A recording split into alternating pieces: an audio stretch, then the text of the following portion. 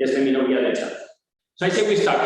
Carlos, so let's count down, okay? 3, 2, 1, 0. So good afternoon, everyone. Today we're going to have the 12th SMAC series meeting on computer seminars led by Carlos, today by Carlos Allende and Andrea Negri. Yeah, so today is about supercomputing or parallel computing in Python environment, if I understand correctly. So Carlos, you're all yours. I will mute now. Please be ready to share the screen, Carlos and Andrea. And then I may have to stop in order to unmute myself in case somebody from the audience wants to ask. Okay, but you're very free to start right now. Thanks, great. Thanks, Carlos, very much for the introduction.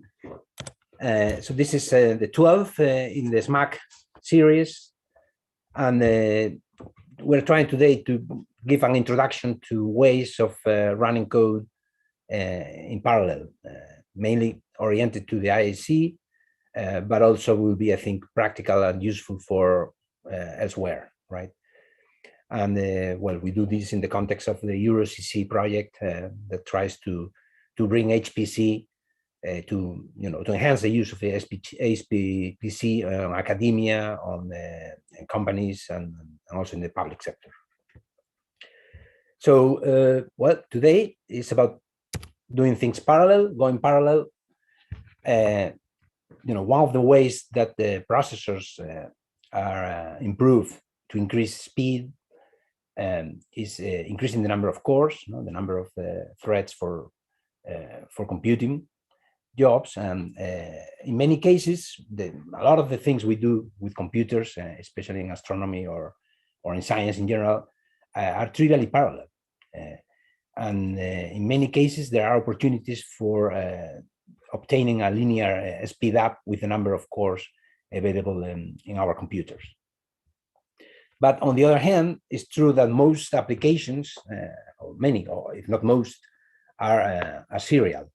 So they run in serial and they do not take advantage of having multiple cores, right? So it's important to do some things to take this advantage, to take the benefit of having multiple cores or GPUs in many cases.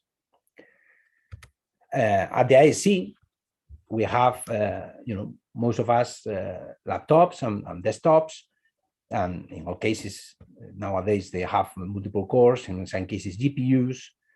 But we also have the burros that are shared and are available to anyone at the ISC, and some have special GPUs for taking advantage of this speed up that offers for computations, and in many cases, and in all cases, have many cores in the CPUs.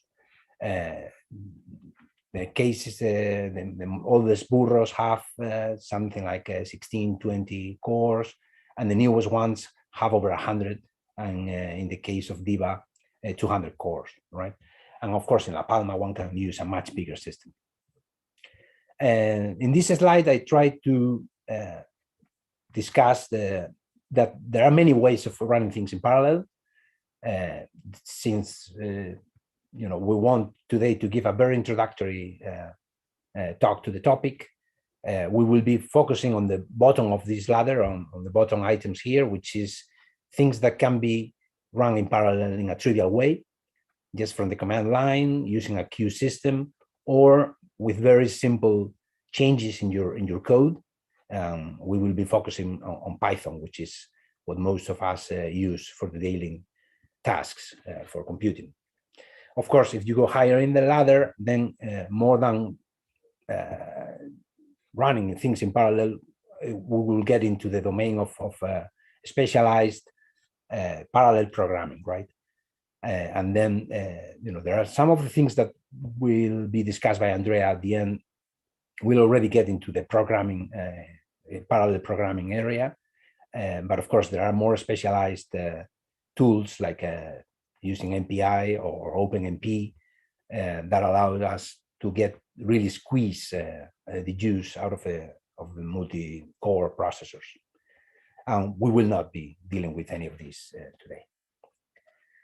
I will focus first on one of the most useful things from the command line to run things in parallel, which is GNU Parallel.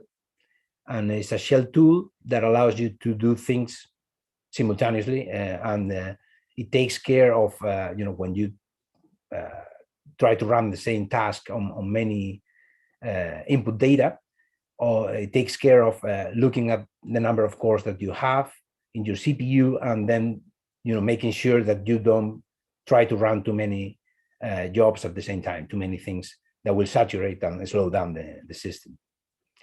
It's available at the ISC in the command line on all our Ubuntu systems, and it comes already with many cases, or if not, it's trivial to install on any POSIX system. It has a lot of options. It's quite a powerful tool. We will, as usual in these seminars, we'll be just skimming through the easiest, the introductory use of this tool with one example, but I will recommend you to look at the videos available on YouTube. For example, this one pointed out here, which is a 10-minute introduction by the author of the tool. Let's go to an example. I have here a bunch of files. Okay, so these are text files with data. In this case, are models of stellar spectra, but they could be anything. They are compressed. I'm gonna uncompress them.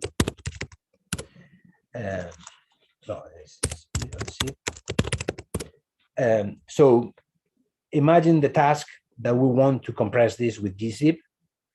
Then we will, just do gzip and the name of the files. I put the command time in front of it so that I can time how long it takes.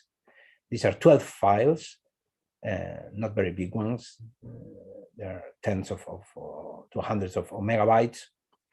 And if I run the command like this, on this processor I am on my laptop that has 4 cores, it will take some 20-30 seconds to run. Now, how can we improve this? It's using only, as we can see here, with top, is only using one of the cores available, but it's already finished. Takes nearly 40 seconds. The Zoom application is also slowing down a little bit the machine. But if I use parallel, I can very simply speed up this, taking advantage of the fact that I have 4 cores in this processor. So we just say time parallel, then the job, in this case gzip, and then 3 colon will then precede the name of the input data. In this case, I have to uncompress them. But the command will be parallel, the command, and then the name of the files. And before you saw that it took 36 seconds. Now let me wait until this is finished. Okay, it's finished. So now I run it in parallel. As you can see here on top, there are now 4 jobs, 4 gzip jobs running simultaneously. Of course, or now 3, sometimes 3 and sometimes 4. And parallel is taking care of feeding these 4 at a time, so that the processor doesn't get more jobs than threads available for. And you see the time now, instead of 37 seconds, now is decreased to 18 seconds only. It's not a linear reduction. In this case, if you're computing, you may in many cases get linear reductions, but in this case, the bottleneck here is accessing the data in the disk. So that makes the fact that that causes the fact that the reduction is not a factor of 4, but a factor of 2 only. Okay, so that's for GNU Parallel. I encourage you to explore all of the options that it has. It can even spread the load over multiple processors. It's really powerful and simple to use. What if another way? What if you have more complex things that you want to launch? They will take longer. You don't want to do it command line, but you want to have like a script that you put into a queue system, right? Most of us are familiar with Slurm. That is what we use here in our powerful computers like La Palma or in Diva, or even other users in San Burros. But Slurm is complex to install, and in many cases you don't need it in your own machine, right? So there is a very simple alternative called Kiko, which is like a personal queue system that requires basically no installation or a trivial installation, and then is quite simple to use and allows you to feed jobs into a queue that will run on your laptop or in any other machine, right? So we're back here. As I said, it's simple to use. Actually, I'm going to install it right now. Here, you just download the source code from Git clone,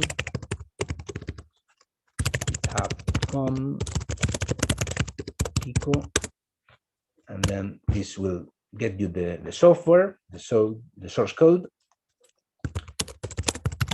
And there is a Kiko.pdf, which is the documentation in case you want to read it.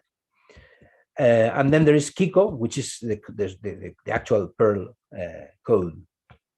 So we just copy that into somewhere accessible from your path. In my case, I put it at home bin and give it permission. I should say that it's important to have the current directory in your path, right? Otherwise, it will confuse the code.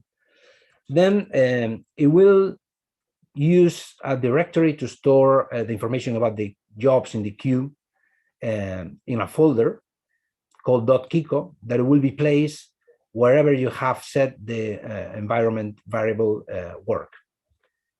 So in my case, I have it set to home Allende work, and that's fine, right? And then once you have set up this variable, using setenv in CSH or using export in the bash, then you simply do Kiko setup, and that's it. And then you start it by saying Kiko on, stop it, saying Kiko off, and well, now we can use it. And we go back to our example here. So in this case, what we want is to have jobs, in this case, scripts, right? That will be run into the queue. Let's create one per task. For that, I will list the files. As I said, there are 12 of these, right? And I will use AWK here to create these scripts. So I will do echo the command, the name of the file I want to act on, and then I put the output into a job, right? Into a job script. In this case, these jobs will have nothing but a line saying gzip and the name of the file, right? So I pipe that to the shell.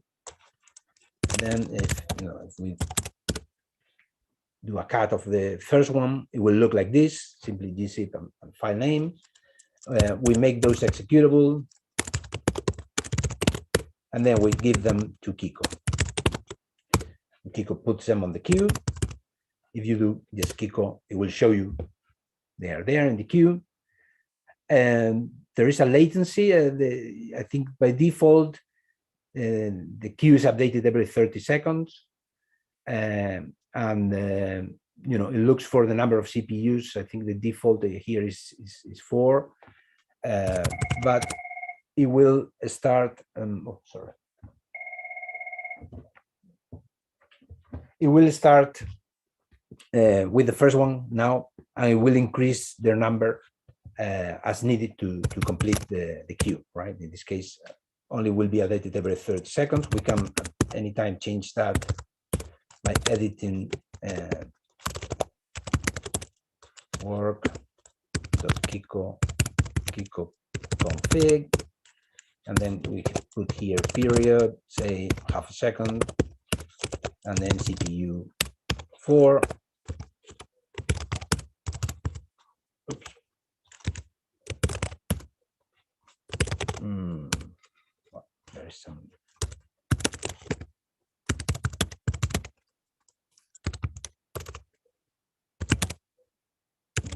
Okay. Well, it's easy to change in the setup following the instructions. Well, you see here now it's executing the second, but it's not running more than one because we have updated the jobs are shorter than the updated time. And that's it for this application. Then the next thing I wanted to discuss was Python multiprocessing, which is a library that can be very simply used in Python to run things in parallel. Let me stop this.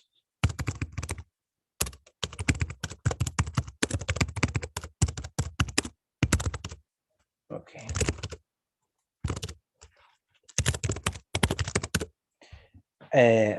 Well, for this, we will just have, again, the same example of compressing these files.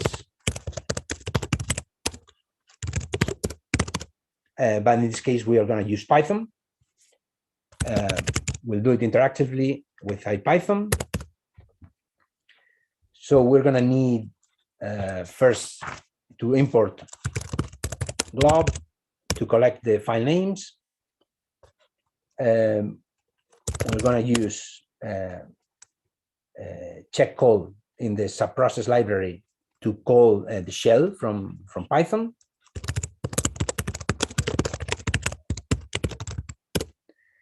And then, okay, that's a process, import check call, sorry.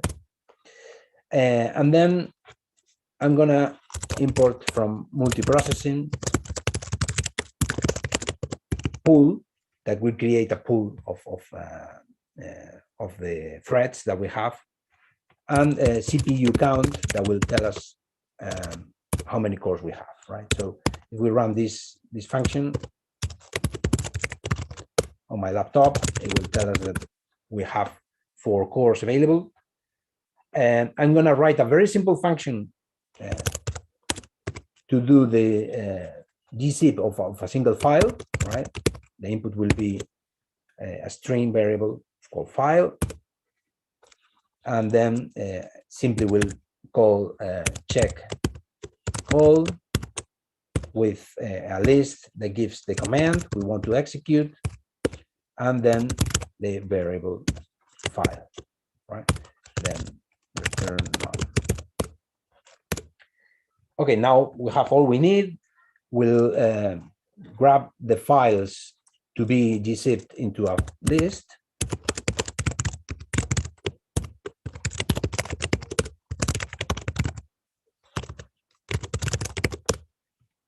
As you see, there are 12 of them over here. And then we create a pool with the number of threads, in this case n or 4. And then we simply use this pool to assign the jobs using the function map that will map the function we want to run on the input data, in this case the list files, right? And then we'll open here the screen with top so that we can see the jobs. And then this is one of the multiple functions available in this library. As you can see now, it starts 4 at a time jobs gzipping the files we need. And again, it will take some 16 seconds or so to do so. So this is really much more powerful than this in the sense that there are many other functions in which it can be used. But the key thing is that you simply create this pool of threads and then feed the pool with input parameters and functions. A function you want to run and input parameters, a list of input parameters. If there are multiple input parameters, then you can provide a list of lists, right? In which each element gives all of the parameters that the routine will need. And this is all I wanted to say. Now I will pass the ball to Andrea so that he can continue discussing Numpy, numba, and cupy.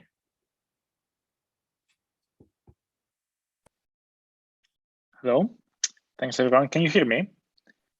Yes. Okay. Okay, I'm gonna share my screen.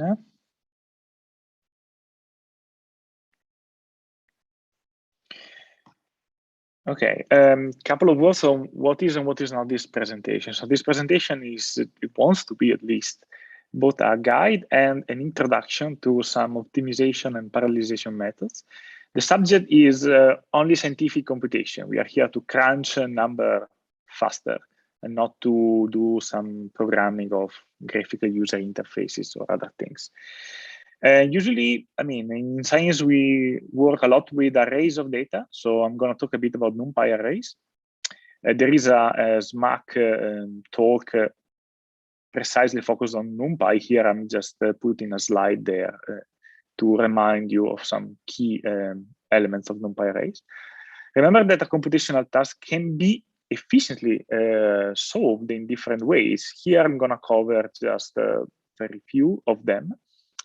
And I encourage you to use the IC special hardware. And Carlos talked about multiprocessing. I want to talk a bit about cupy. Why? Because these two packages are ideal on Deimos because it has GPUs, and Diva because multiprocessing runs on shared memory. And Diva has a lot of processors with the shared memory. So the SMAC talk, I will prioritize the clarity over the possibility of touching every element of every package, and about the quick implementation and adaptation of already existing code, which is what we all have. And at the beginning, at least, I'm doing the big assumption that our issues in computation are generated by unavoidable do loops in Python. All my presentation is going to be in Python.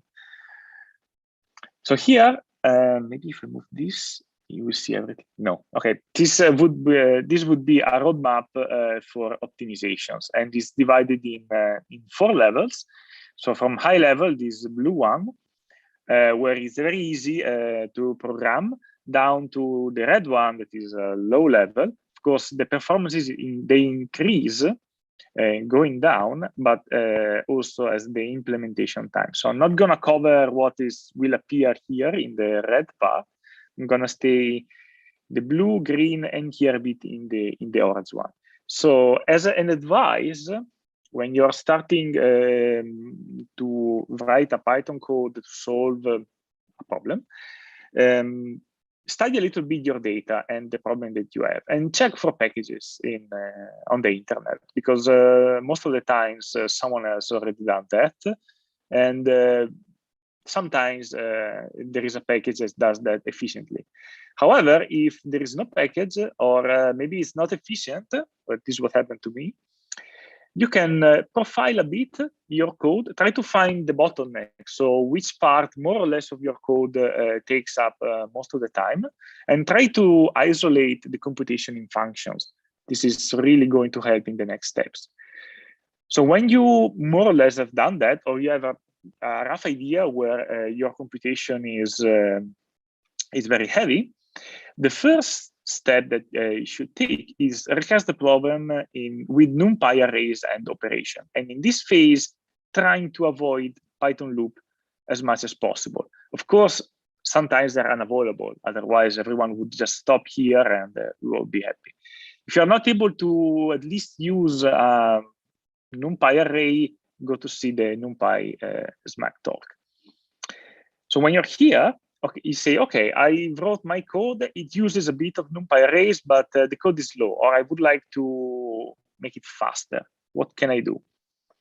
Well, you have different possibilities. One, For example, if you absolutely need loops, it can happen. It happens to me almost every day. You can compile, and we'll see how, the function that you coded with Numpy Arrays with a special package that's called numba, and is gonna decrease often significantly the time that it takes to perform all the operations. If you need more speed and you want to go down the rabbit hole, you can go with a C or a FORTRAN implementation plus a Python interface. But going down in this road is quite complicated. So I would suggest that if you're able to use numba, and we'll see how, you're going to be very happy just to stay here. A lot of projects nowadays, they just stop here because they are perfectly happy with the performances that they can use in numba. All of this is serial. So this part here is serial, but optimizes serial code. Of course, you can combine it with some form of parallel processing. For example, Carlos mentioned, in Python, you can use multiprocessing. And the code that is running on just one core, you can run it on multiple cores with multiprocessing by feeding a list or an Numpy array to a certain piece of code. On the other hand, lots of computers nowadays, they have what is called a GPU. Especially at the IC, we have very good GPUs installed on demos. So if you have a good GPUs and you don't have loops in the NumPy operation that you're performing here, you can go straight down substituting NumPy with cupy, and so moving all the operations from the CPU to the GPU. And we'll see that this is a very good kick in performances. If you need more flexibility and you need loops, even in GPU's computation, you can build a special program for the GPUs by hand. It's called a custom kernel. But I'm not going to cover this because this is very complicated, and by far I'm not an expert on this. However, if you really want to suffer or you are paid to do this, you can implement in CUDA-C a kernel by yourself. But I don't even have an idea on how to do this. So for now, let's focus on the optimization that you can do using NumPy and numba.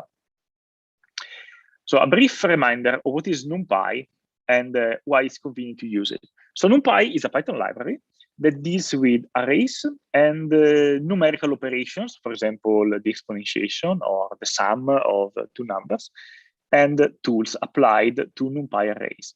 So NumPy arrays we see that are very convenient because basically under a layer of Python that you see and you normally use, those are C arrays of a constant type. For example, all the elements are integers, so all the elements are floats. They are contiguous in memory. So like in this case, in this representation, all the data in the memory of the computer, they are all attached together. And it's very easy for the processor to read all the data. It just needs to move a bit from one element to the other. And the data description, we see why it is important, is very easy, just with a type, the shape, and yes, a pointer. But you don't even see these things; they are hidden in the Python layer.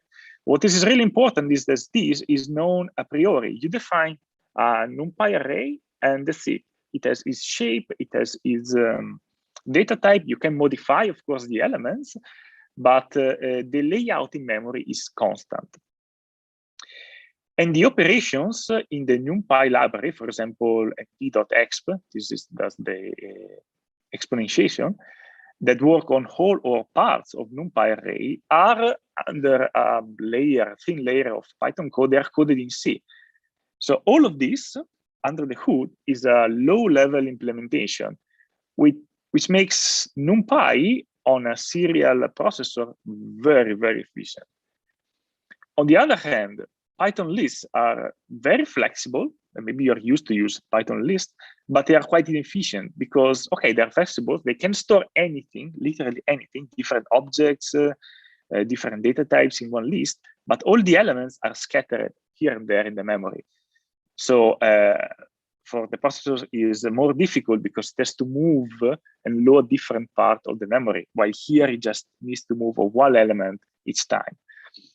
And the data description is very complex because you can have different kind of objects inside a Python list. That's why Python lists are very inefficient in NUMA, and they are almost not supported. So in this talk, I'm going to show you an example that you can adjust with all the different rows that you have seen in the roadmaps. So this is a real case that I've encountered in one of my papers. It's handling Markov chain Monte Carlo results. So to make it simple, I have 1 million realization of 3 parameters that are mapping a Schechter function. A Schechter function is something like this. It's a kind of ugly function. But what's important is that you have different mathematical operations that depends on the x-axis. So this is the magnitude, and 3 parameters, phi, alpha, and m star. And I have, for the Markov chain, I have more or less 1 million of alphas, 1 million of phi, and 1 million of m star. I want to calculate 1 million of Schechter functions, and I want to find the median function. Here is plotted in red. These are not 1 million, just the first 100 realization of the MCMC. So in Python, if I want to do one single computation, so if I want to calculate one Schechter function, it's very easy. I define the Schechter function, def Schechter, and this is m is the magnitude and the 3 parameters. And this here is the Python translation of this formula of the Schechter function. I load the data from an external file that I have. I define the magnitude, so the x-axis of this, where I'm going to calculate, these are the points where I'm going to calculate the Schechter function. And I just compute the function. I pass one set of parameter only, so I pass the first one, so the first alpha, the first phi, and the first m, and the array of the magnitude, so the points here. And I obtain one single Schechter function. Of course, I want to do it for all the realizations, so more or less 1 million realization. So how can I do it? Well, a naive implementation would be, okay, I define a function, same as this.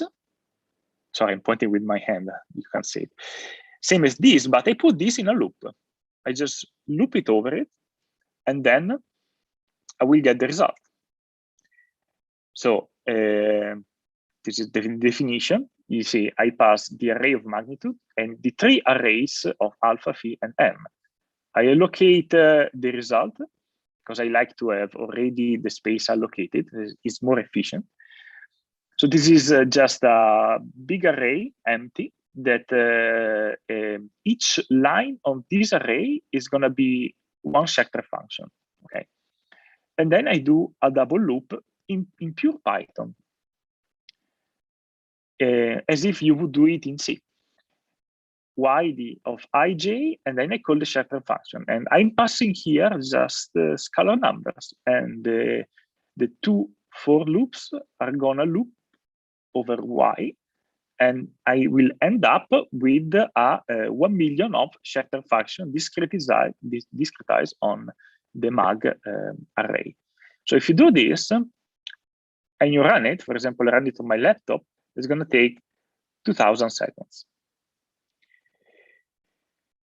First, say optimization, I can avoid to use the most internal loop by letting it NumPy taking care of it.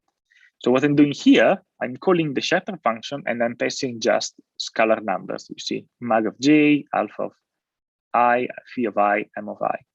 But I can actually, to the Schechter function, I can pass m, so the magnitude, as an array. So I'm doing one loop explicitly in Python. The other loop is performed inside here the function, but it's NumPy that is doing that. And if you remember, I told you that all the operations in NumPy are actually coded in C under the hood.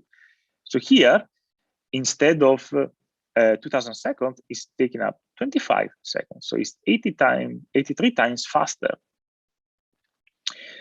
However, okay, this is just an example, but usually even this speed up is going to be very not enough. You want more. So how can we optimize this part here? Already with NumPy, it's not bad for this example, but the real life applications, of course, you want to do better. We can make it better by using numba.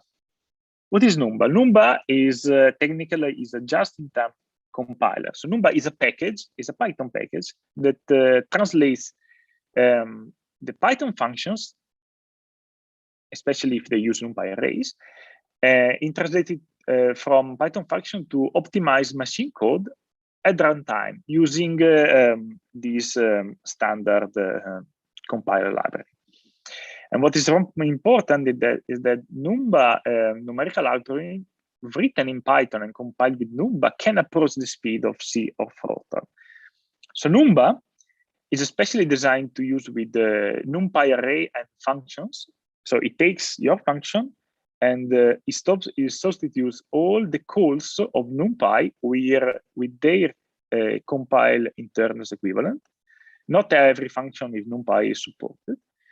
Numba is activated when you add a decorator on top of a function, as we see in the next slide.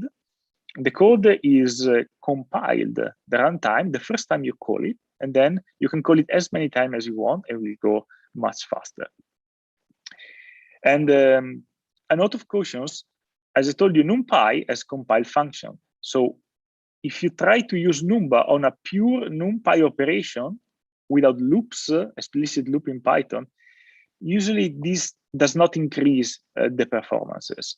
However, where numba really shines is when you have loops in Python.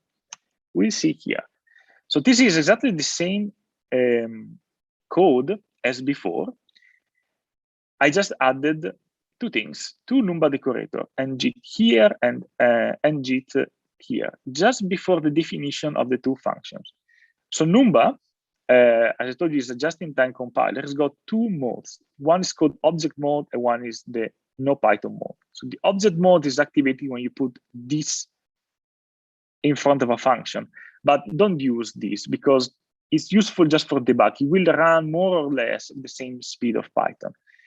What you should use is JIT, so just-in-time compiler, no Python mode, no Python equal to true, or the alias for all of this long thing, ngit, so n is for no Python mode. You just add it in front of the function, and then the magic happens. What numba does here, so when you call the program the first time, the Python sees that you're calling numba, so it passes this to numba. Numba takes the function, it analyzes whatever you are doing in the function, first of all, to check if you're not doing something wrong, or if all the things that you're doing here are supported. It analyzes the arguments and the output. Sorry, here I have underlined the output, but it analyzes the arguments and the output. It infers their type and their storage in memory, so it knows that. And then it assumes that every time you will call it next this function, you're going to pass exactly the same structures. So if it's 1D array, you're going to pass a 1D array with different size, doesn't matter, but it's going to be 1D array. If here I would have been passing a 3-dimensional array, numba is expecting that I would pass again a 3D array. And after analyzing the code, it compiles the code and produces a machine low-level code, which is very efficient. Now maybe you're starting to understand why numba likes Numpy arrays so much, because they're easy to describe. When numba arrives here, it literally has to analyze the code, what you've written here. And the Numpy arrays are very easy to describe in memory. That's why I will show you that numba goes very fast on Numpy arrays.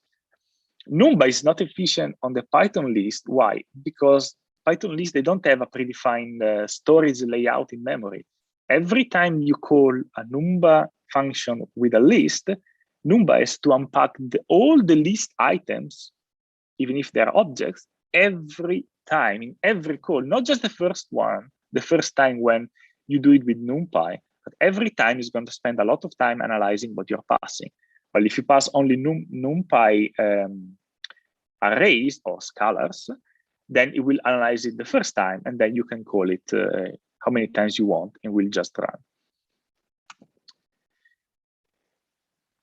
Okay, I already said a bit of this, but however, Numba likes NumPy arrays, scalar types. There is an experimental support for lists, but don't use lists. Try not to use lists on Numba. Inside the function, you can use a subset of Python commands. If then else, raise, loop construct, very important, while, for, break, continue, yield, range, etc. Don't use globals, because as I said, Numba strategy is to analyze the first time the code and then assume it you're going to call it exactly in the same way. So if you're using globals there, Numba just gets the value the first time and it keeps in that way. If you want to use globals, just pass them as an argument. A subset of NumPy functions are supported. Remember that Numba takes the function and substitutes it with their internal compiled version. However, mathematical functions have full support. And the Numba even tries to parallelize loops when you specify parallel equal true. I'm gonna skip this because it's not important. So let's have a look at the results. So here we have the two Python functions as the beginning, very, very simple. I'm just calling again the sector function. It's the same code. I just added ngit on the top of it. So the time without Numba is 2000 seconds. When you compile it with Numba, it takes only 11 seconds. So Numba took this and made it incredibly efficient. And look, if we try to avoid the double loop here, I remember it was going very much efficient, like 100 times from 2000 to 25. Now, when you compile everything with Numba, is 12 seconds. So it's more or less the same speed. I would like to say that Numba even optimized the double loop better, but it's probably just a matter of other things. Maybe my laptop was doing something else when it was doing this. So let's consider it at the same time, same computational expenses. So you see, just by putting this, we dramatically reduced the time here from 2000 to 11 seconds. And here we just halved it because we're already doing something very efficient, that is letting NumPy doing the stuff for you in the innermost loop. Of course, I cheated a bit because this is an example. It's a real life example, but it's a good example because if you do some fun tricks with the NumPy, I'm not gonna go in this, but this is the part of the trick. You can eliminate completely the for loops in Python and do everything with NumPy. So a pure NumPy implementation is gonna take just 11 seconds. So you see, Numba is able to optimize a very inefficient code in Python with the same speed that you would reach with NumPy. Of course, in reality, it's very difficult to do this. So to rearrange everything so you can avoid using for loops. Sometimes you just can't avoid to do for loops. That's why Numba is very, very, very important. Also, this trick here is very expensive in terms of memory. So at a certain point, here you have an MCMC that is 1 million long, but if you have something that is 100 million of points, this method won't work, while this one will just continue to work without any issue. You said, okay, Andrea, this is a fairly simple example. What about on a real call? What is the speed up that we can think of achieve? Okay, this is a code, this is a part of a package that I wrote for the Cluster Eagle post-processing project. I'm not gonna go, of course, into details of the function. This is an interpolation function that on SciPy, it was very inefficient. I rewrote it myself. As you can see, that the operations here are much more complex than the example that I've shown you. So this function here, these three functions being called, more or less, I did some math yesterday, 1.6 10 to the 11 times by doing this project. So I did a test run on, well, on my laptop with the standard SciPy implementation with 27,000 points. It takes 500 seconds. With Numba, it takes 50 seconds. I actually implemented also a FORTRAN and a C version of all of this for the project.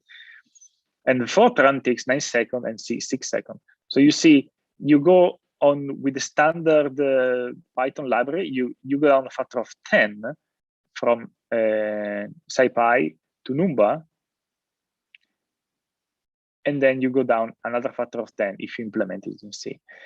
If you run it on Diva here at the ISC, the normal Python is going to take 50 seconds, Numba 21 seconds, and in C is still 6.2 seconds. Because here at the IHC, we have NumPy and the scientific Pi that are compiled with the intercompiler, so they are much faster than on my laptop. However, since it's been called a lot of times, for the Seagull data release, running on 100 processors in parallel using multiprocessing that Carlos explained, this code would take with Scientific Pi 40 days, with Numba 17 days. However, I just spent like, I think, a couple of hours to learn how to use Numba and implement it in my code and doing the tests. And in C, it takes sort of a week to do all the data release. However, I spent 4 days how to learn how to connect Python and C and implement this function in C and test them.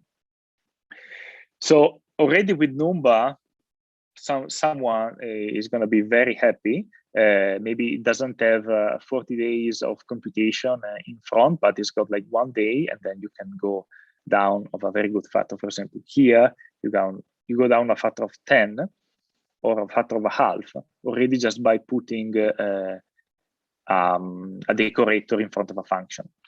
So please go and check your codes and try to experiment a bit with Numba. So I mentioned that all of this is serial. However, you may remember that on this roadmap for optimization, there is also a GPU branch. I don't think I have much time left, but I'm going to talk a bit about GPUs. So let's say I've recasted my code, and I would like to explore the possibility of using the GPUs, in particular GPUs we have here at the IEC. If I have no loops, then I'm going to show you that it's very easy to push your code from the CPU to the GPU and achieve a very high speed up. But what's so special about GPUs?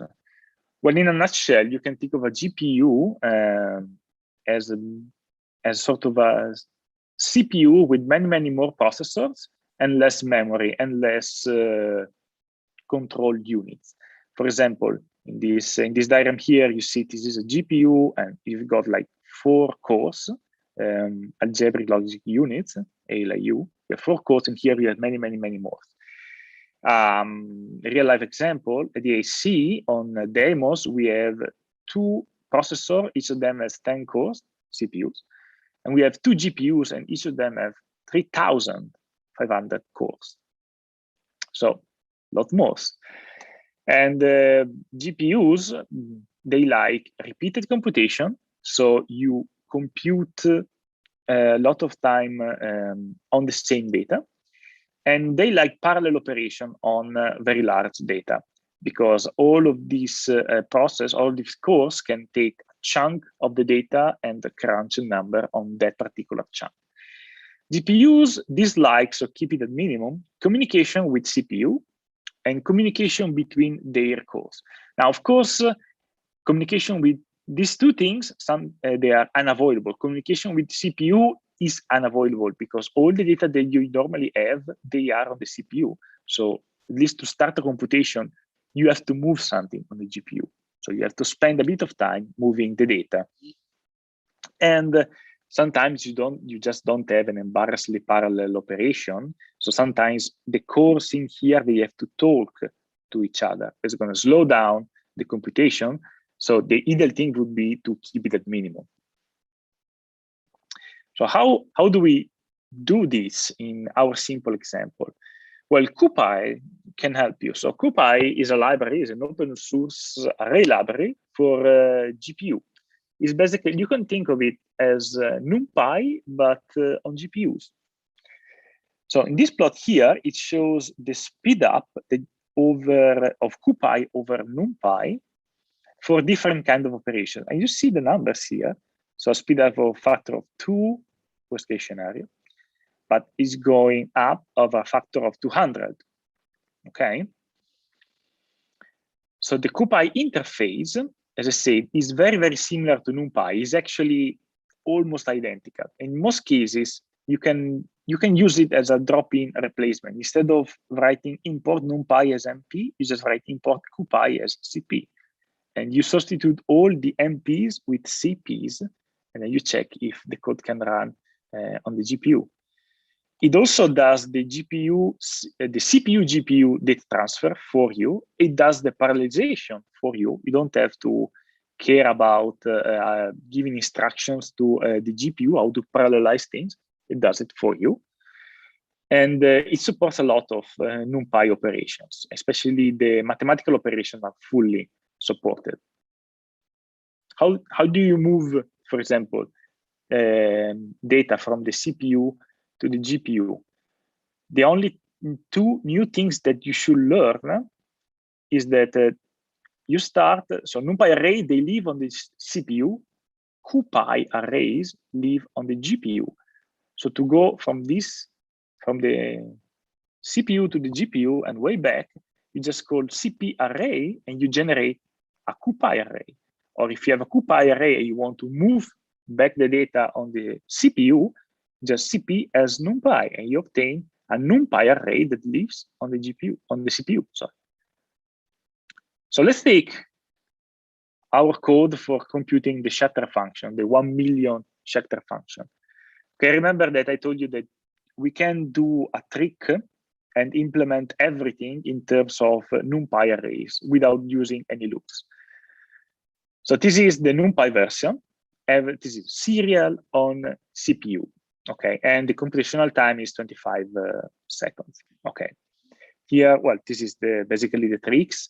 The trick is just to extend all these array and multiply them, and then feed everything to the shatter function, which stays the same, it never changes.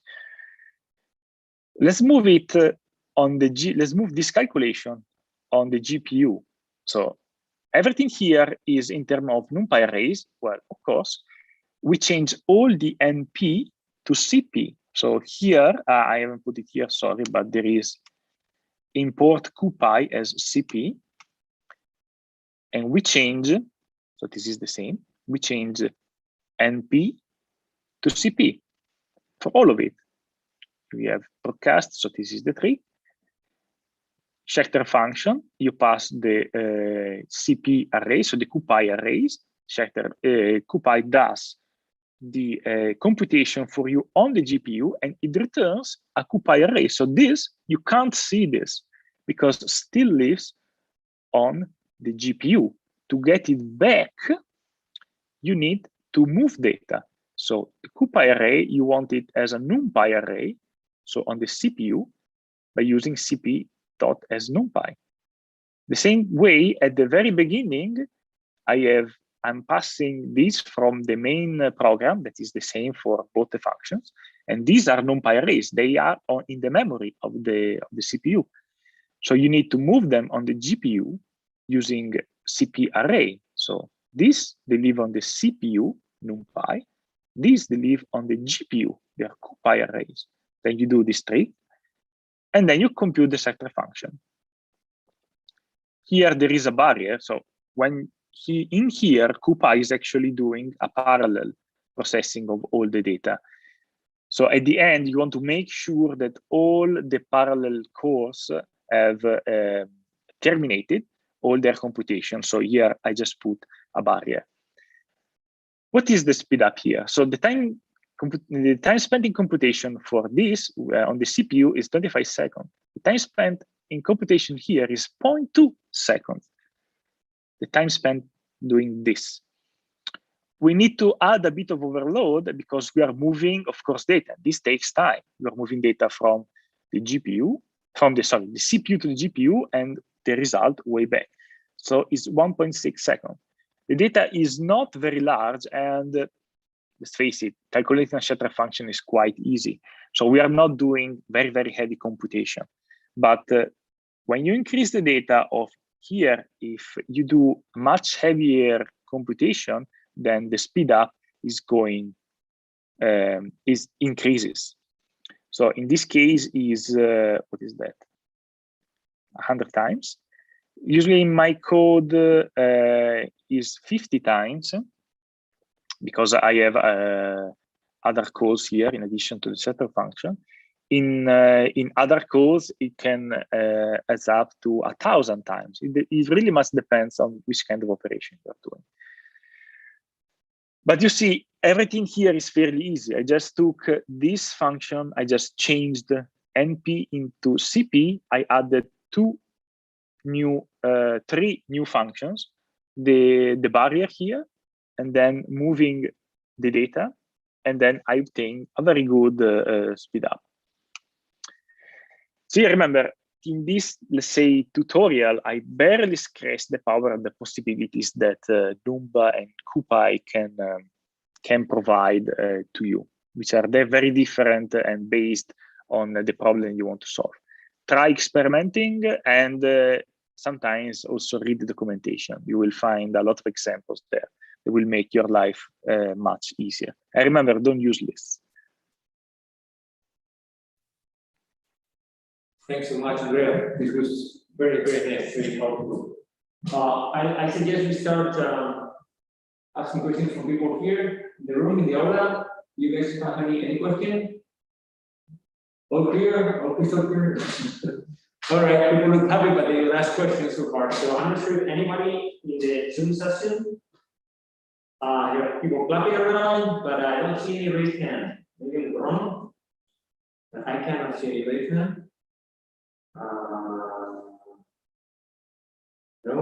No, let me go to the Zoom session. In the Zoom session, there are weird things, but no serious questions being asked.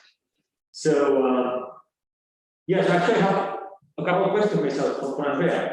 I mean, I did both presentations a lot, but I have never had heard about numba, but I have never used this. So, how many machines in-house do we have with GPUs? You mentioned only with Deimos. Is Deimos the only one? Sorry, can you repeat the question because there is a lot of echo? Yeah. How many machines in-house we have with GPUs? Is it only Deimos? So I actually don't know how many GPUs we have. I know that on Deimos there are two very good GPUs, the P100 Tesla. I'm not aware of other bureaus that they have GPUs. Maybe someone here can call me wrong. So someone else knows something, because I usually use that on Deimos.